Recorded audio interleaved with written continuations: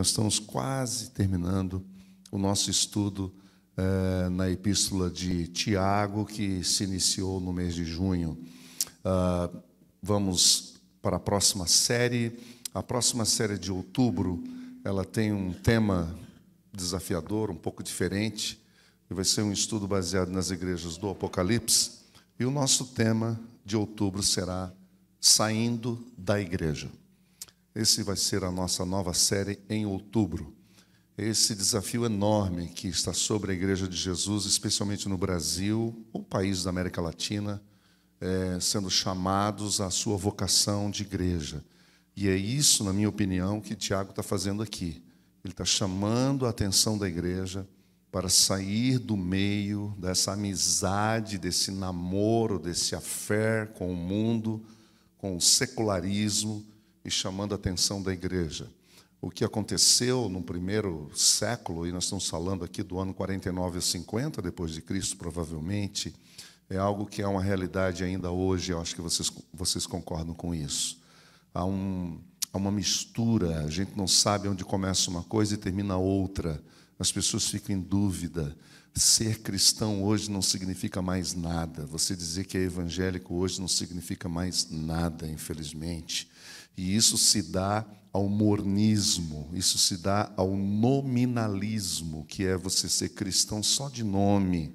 Você tem um nome, você tem um rótulo, mas a vida é incompatível com a declaração ou com a confissão. E isso é um desafio para nós.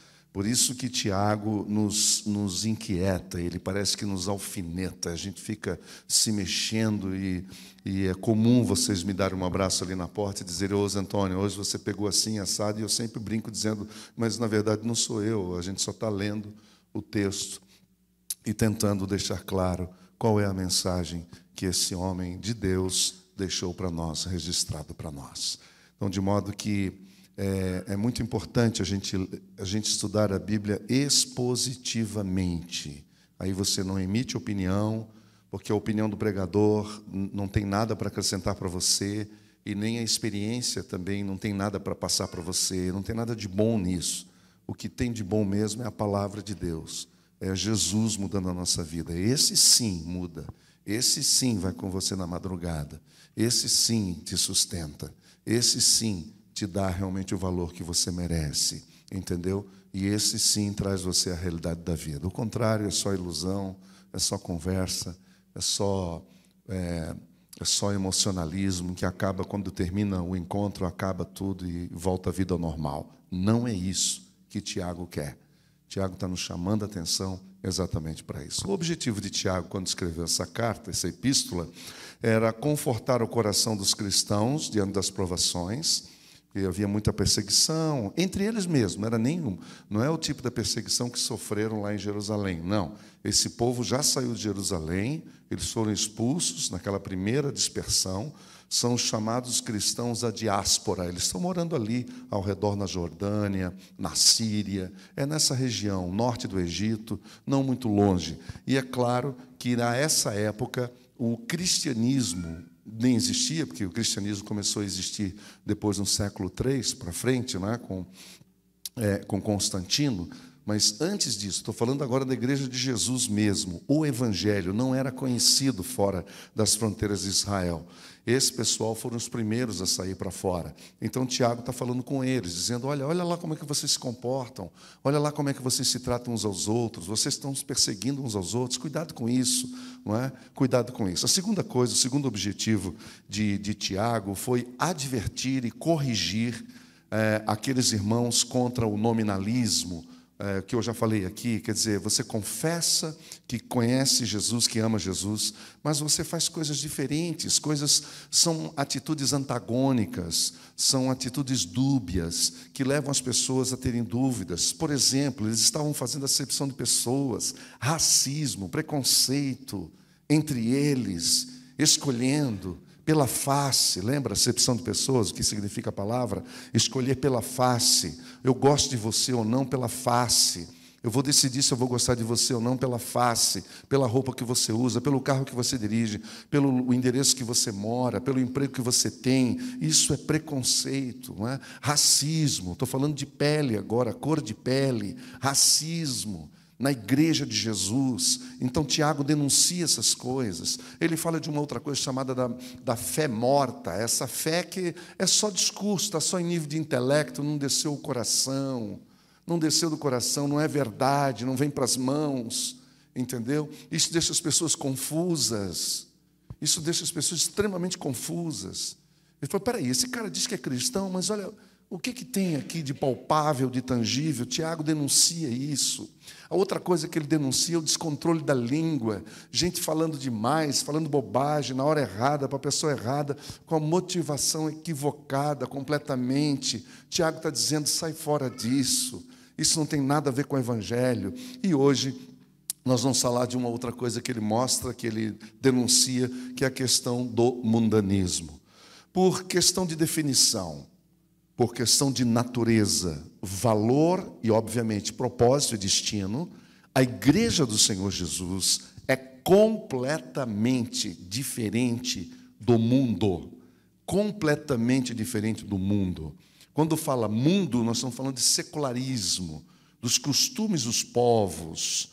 O Evangelho, e não é nenhuma arrogância em afirmar isso, o Evangelho está acima da cultura, acima de todas as culturas. O Evangelho de Jesus está acima de todas as culturas. Por isso ele é pregado em todas as nações.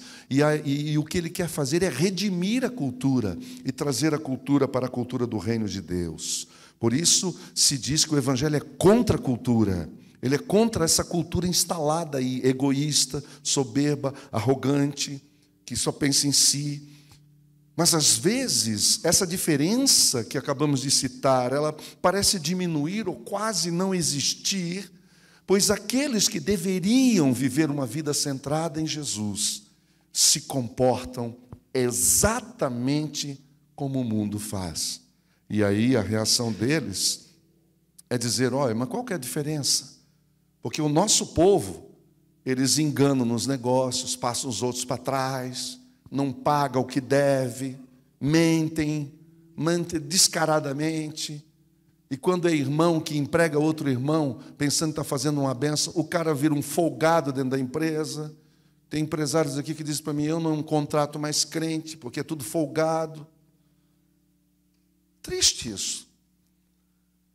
Povo que fica embriagado igual a todo mundo por aí, não controlam as suas línguas, e as pessoas dizem, mas eles são iguais a nós. Não tem diferença nenhuma entre ele e nós. E o interessante é que os momentos em que a igreja mais fez diferença na vida da sociedade, do ponto de vista positivo, no momento que ela foi mais ouvida, no momento que ela foi mais respeitada, são exatamente quando a diferença se torna clara. E aí a sociedade olha dizendo, bom, nós temos a quem recorrer. E aí olha para a igreja com respeito. Não é o que nós vemos hoje, infelizmente. Porque, do contrário, ela se amolda ao mundo, ela faz amizade com o mundo, ela vira BFF, o melhor amiguinho, a melhor amiguinha, com tudo que rola por aí. E por causa disso, Paulo disse, não vos conformeis com este mundo, não use a mesma forma do mundo. João disse, não ameis o mundo nem as coisas que no mundo há. Por isso, tristemente, ela deixa de ser profética. E quando eu falo ela, eu não quero colocar aqui na terceira pessoa, eu quero dizer, eu não me torno profético, você não se torna profético ou profética. A sua palavra não é profética, não faz a diferença, não salga, não ilumina. A gente deixa de ser sal, deixa de ser luz no mundo. As pessoas não respeitam, porque não tem absolutamente nada a dizer ao mundo. E o mundanismo, na verdade, sempre foi um desafio para a igreja do Senhor. Repito, olha aí Tiago escrevendo no ano 49 ou 50 sobre esse assunto. Então, desde os seus primórdios, Desde o começo, desde o início, essa coisa já era uma verdade.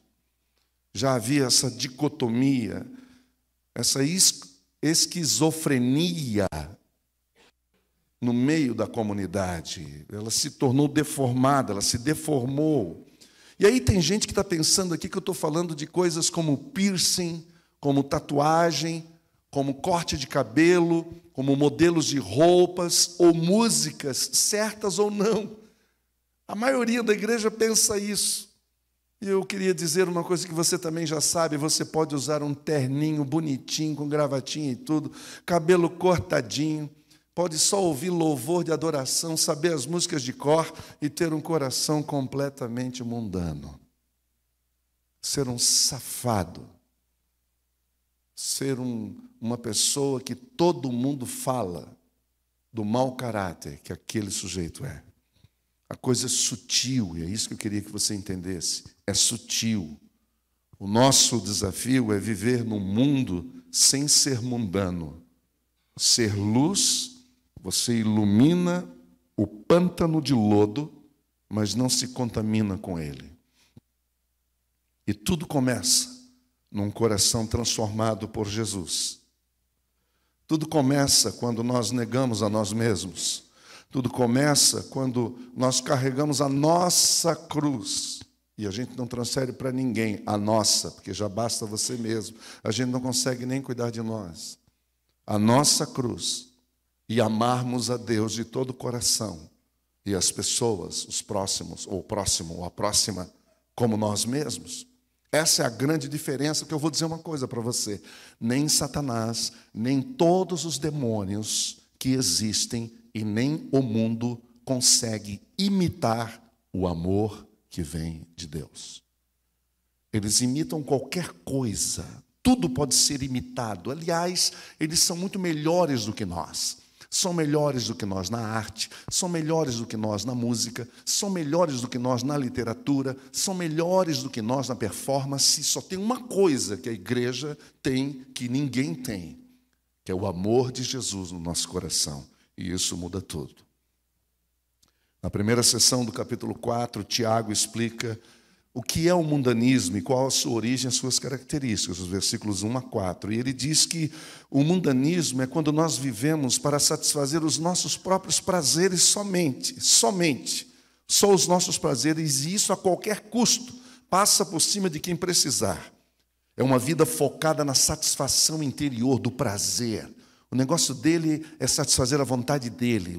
Os outros que se danem, desculpa a expressão, os outros que se virem. Não quero saber de você, eu quero saber de mim. Quero o meu dinheiro, quero o meu desejo, quero a minha satisfação. Ora, o verdadeiro sentido da vida, da fonte do prazer, da alegria, da paz interior, elas estão em Jesus e não em nós mesmos.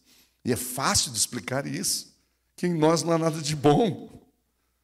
Porque nós somos egoístas. Depois ele ensina como nós devemos fazer para nos libertar, para nos livrar do mundanismo, os versículos 5 a 10 do capítulo 4. A conclusão dele é achegar-se a Deus, achegue-se a Deus. Humilhe-se diante do Senhor, submeta-se completamente ao Pai. Essa é a proposta de Tiago. Ele diz que se fazer isso, nós vamos deixar claramente o mundo de lado, romper com o namoro, romper com a paquera, acabar com esse casamento, fazer um divórcio com o mundo, e nós vivermos neste mundo de modo completamente diferente. E no texto de hoje, nós vamos ver 3 exemplos de atitudes mundanas. São 3 exemplos que Tiago dá, e aí ele finaliza o capítulo 4 e inicia o capítulo 5, e aí a gente vai encerrar o nosso encontro. O primeiro exemplo que ele dá de mundanismo é a maledicência. Já ouviu falar? Maledicência. Você sabe o que é maledicência?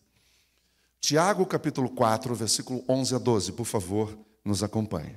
Tiago, capítulo 4, versículo 11 e 12. Irmãos, não falem mal uns dos outros, porque quem fala mal contra o seu irmão ou julga o seu irmão, fala contra a lei e a julga. Quando você julga a lei, não a está cumprindo. Pelo contrário, você está se colocando como juiz. Há apenas um legislador e juiz, aquele que pode salvar e destruir. Esse sim é o juiz, o que pode salvar e destruir. Isso me lembra aquela palavra de Deus dizendo assim: vocês têm medo de todo mundo, dos homens e tal? Vocês deveriam ter medo daquele que tem poder para lançar uma alma no inferno e tirar uma alma do inferno. É a esse que nós temos que temer, e não a pessoas. Há apenas um legislador e juiz, aquele que pode salvar e destruir. Mas quem é você mesmo para julgar o seu próximo? Quem que é você? Para usar uma expressão brasileira, quem é você na fila do pão? Quem somos nós? Quem é você? Quem sou eu? Para julgar quem quer que seja. Quem é você para julgar o próximo? Na busca dos nossos interesses, nós julgamos pessoas. Se alguém atravessa na frente dos seus planos, a tendência é falar mal dela, é destruir aquela pessoa. Se alguém ameaçar os seus projetos, se alguém de alguma maneira for uma ameaça para os seus objetivos, a tendência do mundanismo, da pessoa que é dominada pelo mundanismo, é acabar com aquela reputação. Isso é típico do mundanismo. A gente desvaloriza a pessoa, destrói a reputação, tira a importância dela, tira o brilho, tira a vida, tira a cor, tira o cheiro, tira a energia, a vida maravilhosa que está sobre aquela pessoa, que nós queremos de alguma maneira desclassificá-lo, nós queremos tirá-lo do páreo.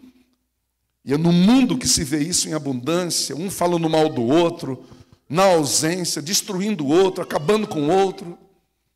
Falando mal do outro, quando você fala mal de alguém, você acaba com a reputação dessa pessoa. Quem aqui já foi vítima disso sabe o que eu estou dizendo, conhece o que eu estou dizendo. Portanto, Tiago está dizendo que a maledicência é um valor mundano. Isso é mundanismo. Entrando na igreja é o que Tiago está dizendo.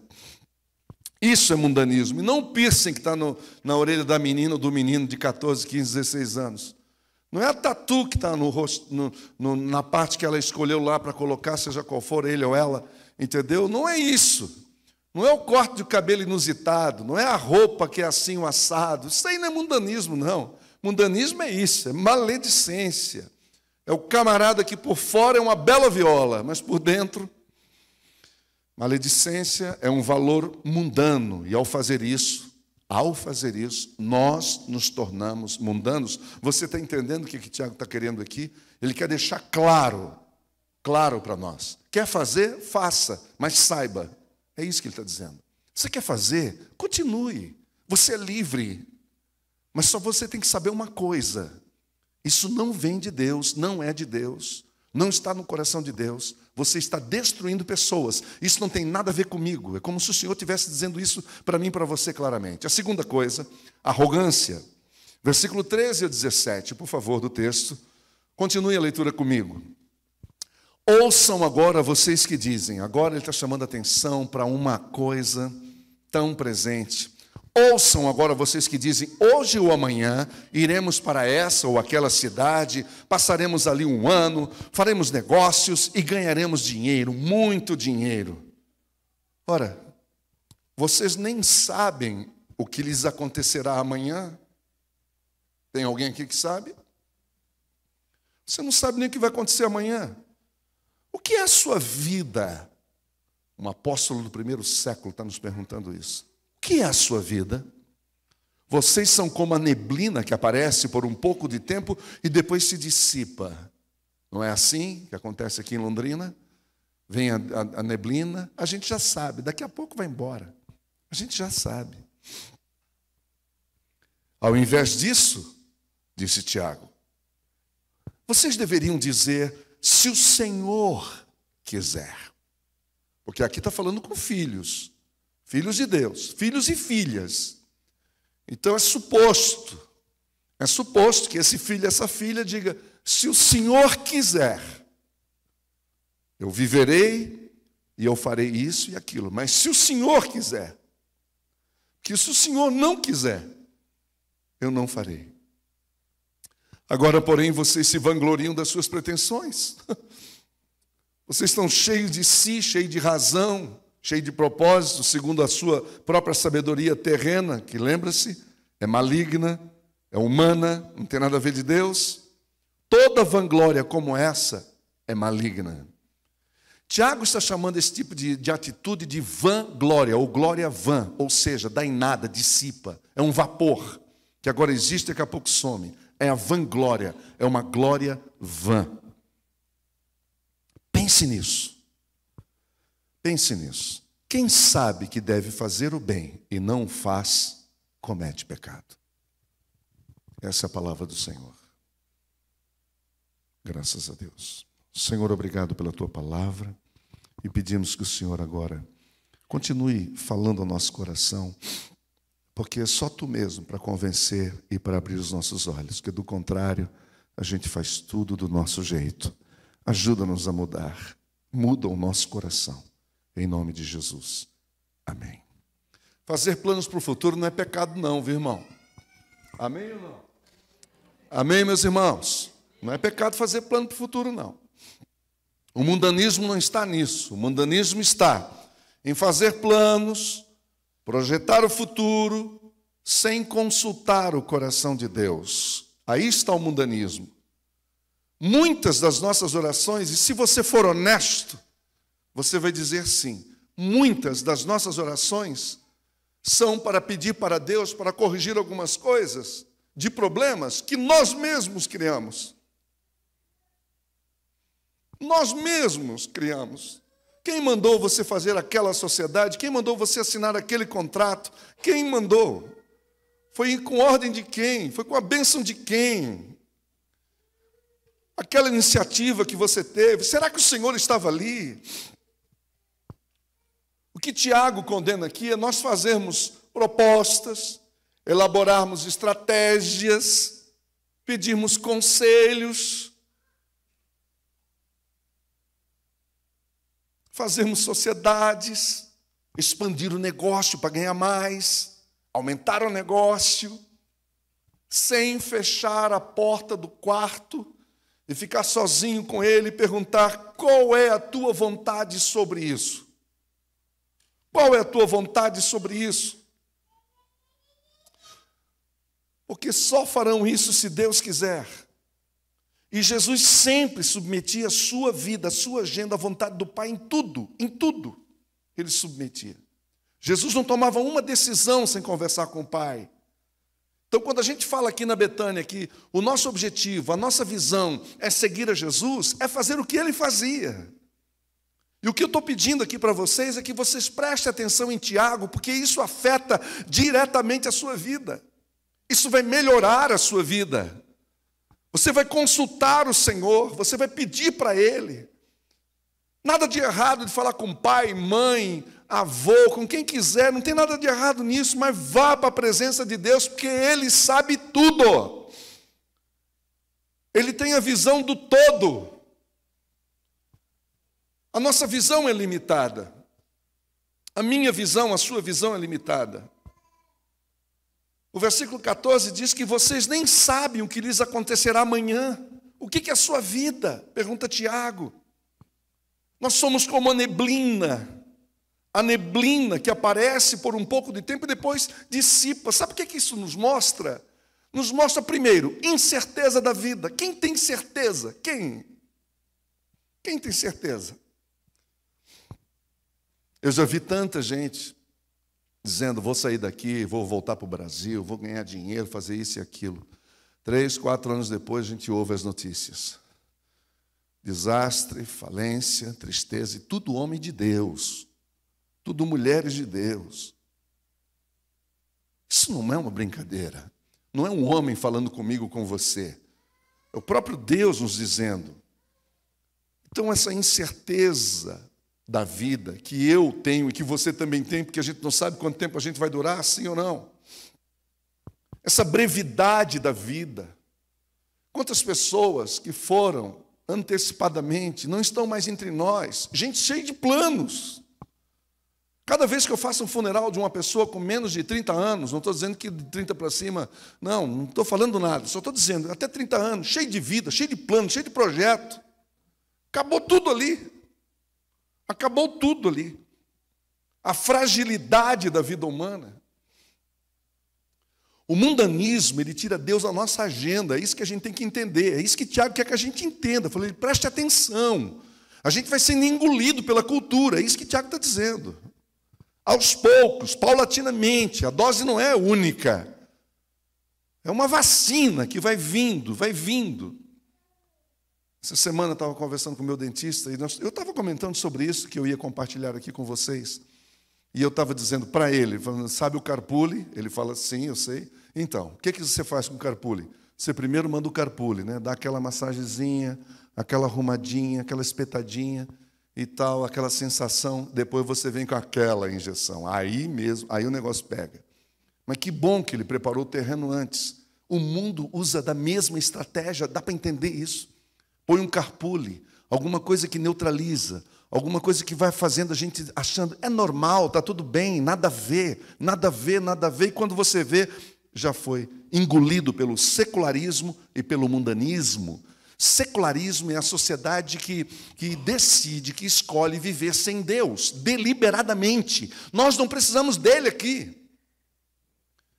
Talvez por isso que as sociedades mais secularizadas do mundo hoje, nós estamos falando da região de Boston, Califórnia, onde estão as grandes companhias, as grandes universidades, e também na Europa, entendeu? Onde estão as melhores cabeças do mundo. Eles dizem, para que nós precisamos de Deus?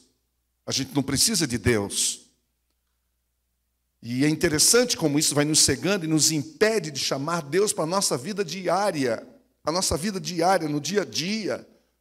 A gente acaba vivendo como ateus. Ateus. A gente vive como ateus, como se nada dependesse de Deus, como se nós não precisássemos da sua graça, da sua misericórdia, da sua direção, do seu livramento. Você tem ideia de quantas vezes o Senhor te livra durante o dia? Alguém aqui tem alguma ideia disso? Alguém aqui tem alguma ideia de quantas vezes o Senhor te livrou? Quantas vezes a misericórdia dele entrou em ação a seu favor? Alguém aqui tem alguma ideia? Isso nos lembra a história de Jesus que contou em Lucas 12. Lucas 12. O Senhor Jesus abriu a conversa assim, falou, cuidado, tenham cuidado, fiquem de sobreaviso contra todo tipo de ganância, disse Jesus, não é Tiago agora, é Jesus falando. A vida de um homem não consiste na quantidade dos seus bens. É isso que Jesus diz. Ele conta uma história. O camarada plantou, o camarada colheu uma super safra, estava impressionado com aquilo, falou, meu Deus, agora está tudo certo, eu vou ampliar os meus celeiros, vou vender, vou ganhar muito dinheiro e não vou trabalhar por muito tempo, eu estou muito bem. Está tudo certo, eu cheguei no topo. Eu estou entre aqueles que são chamados de milionários, que é o que mais acontece hoje. A gente está vendo meninos e meninas de 13, 14 anos chamados de milionários no mundo e sendo exemplo na internet. E isso deixa tanta gente frustrada, angustiada, etc. e tal. E aí o Senhor Jesus termina essa história dizendo o seguinte, o que ele não sabia, que naquela noite o Senhor disse, essa noite, insensato, a sua alma vai ser requerida e solicitada a sua presença diante do Altíssimo. E agora pergunta, o que você tem, o que você angariou, o que você trouxe, o que você chama de seu patrimônio, aquilo que você chama de seu, dizendo é meu, o my precious, lembra do my precious? O que você chama de seu, para quem será? Quem é que vai ficar? Estou vendo aqui alguns advogados e o que vocês veem toda semana é briga de família, direto, e não importa o tamanho do patrimônio, não. Muitas vezes nós agimos assim, nós fazemos planos sem colocar Deus bem no centro do negócio. Tem algumas vezes, como a gente é crente, né, gente? A gente é crente. Aí no finalzinho, do segundo tempo, depois de ter planejado tudo, a gente fala, Deus, dá um vistinho aqui. coloca a tua rubrica aqui, autorizando e dizendo que tu estás de acordo com tudo isso. Aí Tiago vem e diz para nós assim: isso é mundanismo. Isso é mundanismo. O que ele quer é que a gente aprenda a depender do Senhor Jesus, depender do Pai o tempo todo, nas tarefas mais simples, mais ordinárias do dia a dia, porque aí você vai ver a bênção de Deus nos detalhes na sua vida, e pequenos detalhes, pequenas atitudes, pequenas escolhas, pequenas decisões, mas que formam o seu dia, que formam a sua semana. Aí você avalia dizendo: meu Deus, se eu tivesse feito isso antes. Versículo 15, ele diz: ao invés disso, deveriam dizer: se o Senhor quiser, viveremos e faremos isso ou aquilo. Pense nisso. Olha só o que ele está dizendo. Pense nisso. Pode ouvir novamente? Pense nisso. Pense. Pare para pensar um pouquinho. Pense nisso. Quem sabe que deve fazer o bem e não o faz, comete pecado. Agora a pergunta é essa: o que é esse fazer o bem? Que pecado de omissão é esse que Tiago está mostrando para nós aqui? Alguém tem alguma ideia? Esse pecado que ele está denunciando é o seguinte: é não consultarmos o coração de Deus para dirigirmos a nossa vida no dia a dia. Criar o santo e abençoado hábito de dizer: Senhor, dá-me a tua direção. Senhor, dirija-me. Senhor, dá-me a tua orientação. Então Tiago está dizendo: se você sabe que tem que fazer isso e não faz, nisso está pecando. O que está impedindo a mim e a você de confiar no Senhor a nossa vida diária? O que te impede disso? Posso fazer essa pergunta? Eu vou citar 2 exemplos. Pode ser o medo. Você tem medo de confiar em Deus? Você tem medo de confiar totalmente no Senhor? Você crê no Senhor o suficiente para entregar os teus sonhos, os teus projetos? Ou você fala: eu não sei se ele vai concordar com isso, eu quero tanto aquilo para mim, tanto aquilo, eu desejo tanto aquilo, e eu acho que no fundo Deus não vai querer. Aí você vai lá e toma a decisão: é assim, é isso? Você tem medo de Deus dizer não para você? Ou você não tem fé e confiança o suficiente para crer em Deus e que Ele vai te levar num lugar melhor do que você já tem planejado? Nós precisamos aprender a confiar e a viver na dependência, ouça, da presença real de Deus em nossa vida. Aprender a confiar e a viver na dependência da presença real de Deus em nossa vida em todo momento. Em todo momento. Porque senão a gente vai viver como o mundo vive. É um dia atrás do outro, cada um faz o que quer. Ninguém consulta ninguém, ninguém pede bênção para ninguém porque não precisa. Você vive como qualquer outro, sem pedir a bênção de Deus. O teu amigo olha para você e vê você agindo do jeito que ele age, decidindo do jeito que ele decide, fazendo do jeito que ele faz. Aí eu te pergunto, com todo respeito: qual é a motivação que esse seu amigo tem para dizer: puxa vida, eu vejo que você tem algo diferente. O que há em você que eu preciso para mim? Terceiro e último exemplo que Tiago cita é a impiedade dos ricos. No capítulo 5 agora, versículo 1 a 6. Tiago aqui, ele traz um alerta aos ricos. Eu quero lembrar a você que Tiago não chama de ricos os ricos de dentro da comunidade, pessoas abastadas dentro da comunidade. Não.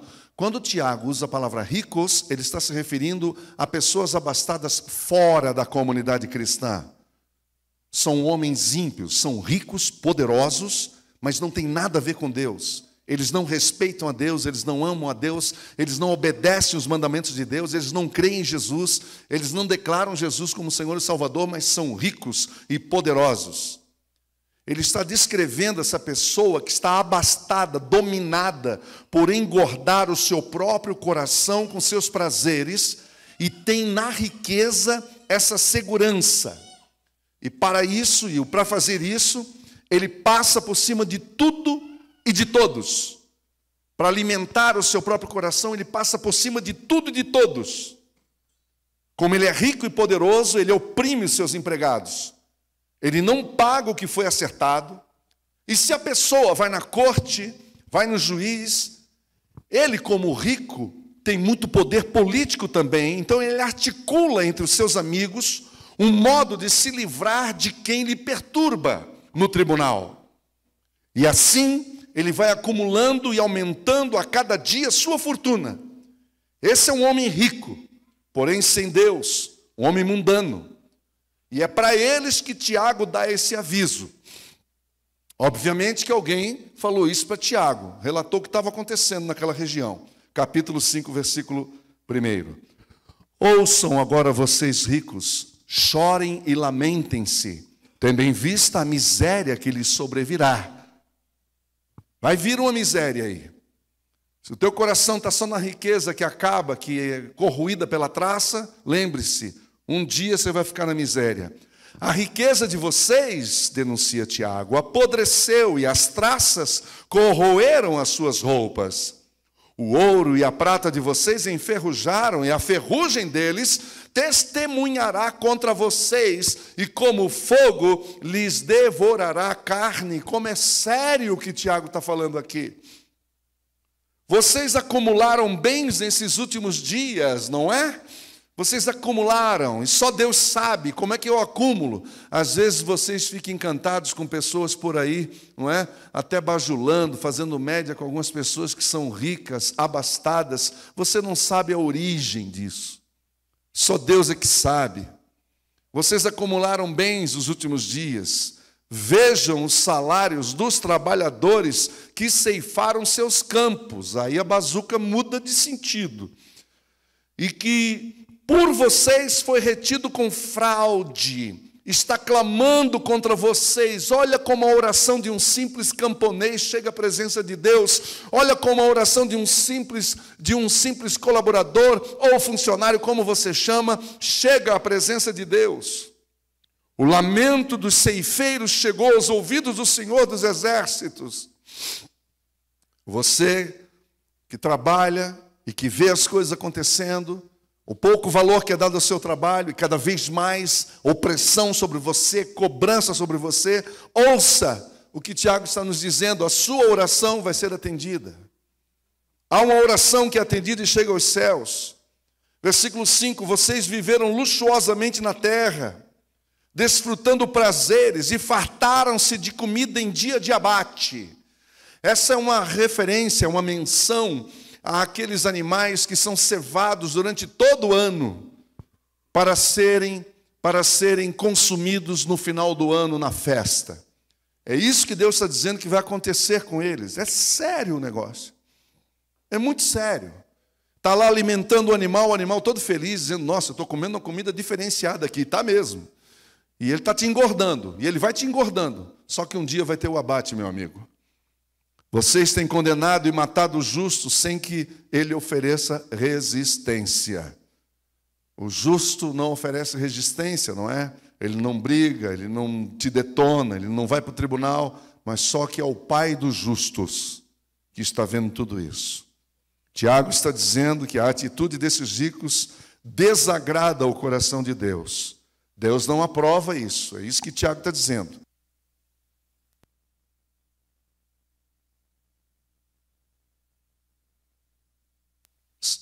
Então o que Tiago diz aqui é, não imitem essa gente.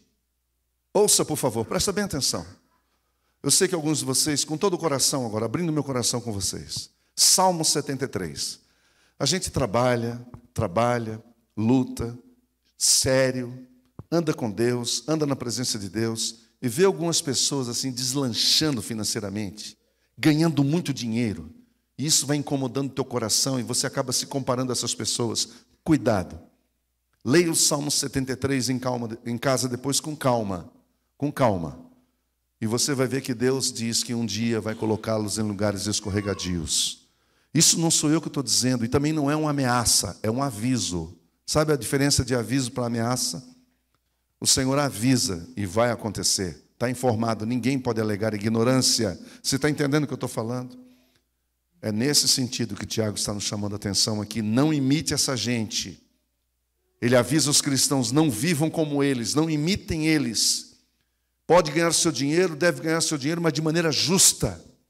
Pague o que tem que pagar, cuide bem dos seus funcionários, dá dignidade para eles também. Não tenha tudo para si, porque isso não adianta, você não vai desfrutar de tudo isso. Você pode repartir sem se prejudicar, porque essas riquezas acumuladas de forma injusta e com o sacrifício e a dor dos trabalhadores serão testemunhas do grande juiz contra eles no dia do juízo final, é o que Tiago nos fala. Concluindo, o mundanismo cega as pessoas. Ele cega a mim e a você. Nós precisamos examinar, quadricular e examinar cada cantinho do nosso coração para não sermos escravos do mundanismo. Nós precisamos buscar a graça de Deus, a graça de Jesus, para termos discernimento, para saber onde estão os seus tentáculos. Porque, repito, é fácil cair nisso. É muito fácil. E só o sangue de Jesus pode nos ajudar nisso. Quando o sangue de Jesus é derramado, ele vai destacando tudo o que é dele e o que não é dele. Quando o sangue de Jesus e o poder do sangue de Jesus e a autoridade do sangue do Cordeiro está sobre nós, o Senhor vai nos dar olhos cirúrgicos e nós vamos identificar onde estão esses tentáculos que querem mudar o foco da nossa vida e querem nos fazer entender e engolir de goela abaixo de que o seu prazer, a sua paz, a sua alegria está nas coisas aí fora. E não está. Está em Jesus. Em Jesus. Ter grana não é pecado. O negócio é quando você vira escravo do dinheiro. O dinheiro foi feito para colocar no bolso e não no coração. É lá que ele tem que ficar. Pessoas que idolatram o dinheiro, estão fazendo igual ao que se faz no mundo. Essa é uma atitude mundana. Que o seu amigo de trabalho olha para você e diz: você é tão ganancioso quanto eu. E isso não é testemunho de vida. Nós não podemos ter vergonha de assumir a nossa posição diante dos nossos amigos. Você não pode ser crente chato, que isso ninguém aguenta. Quem que aguenta chato? Ninguém aguenta um crente chato. Ninguém aguenta. Mas você não pode ter vergonha de dizer: eu penso diferente. Meus valores são diferentes porque a minha origem é diferente. Que a minha base é diferente. Meu propósito é diferente e eu sei que eu vou chegar num lugar diferente do seu. Esse homem, essa mulher, esse amigo, essa amiga vai começar a observar a sua vida e vai te respeitar. E vai dizer para você: você eu respeito, você eu ouço, eu quero ouvir a sua opinião sobre isso. É aí que o mundo começa a nos ouvir. Que do contrário, sendo igual a eles, maledicente, falando mal de todo mundo, arrogante, fazendo o que quer na hora que quer, sem consultar a Deus, qual a diferença? Nenhuma. Que o Senhor nos inquiete nessa manhã. Que o Espírito Santo do Senhor, que te ama, que o Espírito de Jesus, que habita em você, que o Espírito Santo do Senhor, que te salvou, que te resgatou, possa santamente te incomodar nessa manhã e nos trazer de volta para o trilho, para o eixo, para o centro da vontade de Deus. Obrigada por assistir essa mensagem. Eu espero que você tenha sido imensamente abençoado. Não se esqueça de se inscrever no nosso canal, curtir e compartilhar os nossos vídeos e clicar no sininho para ativar as notificações. Venha viver Betânia!